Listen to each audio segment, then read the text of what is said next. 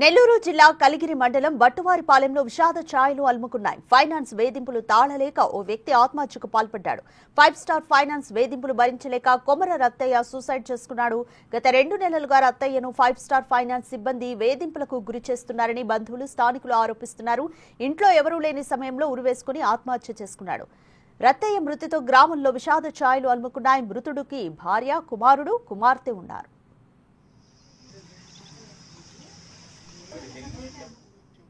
ఈరోజు ఒక అతను గీత కార్మికుడు ఉరేసుకొని ఆత్మహత్య చేసుకునిండు.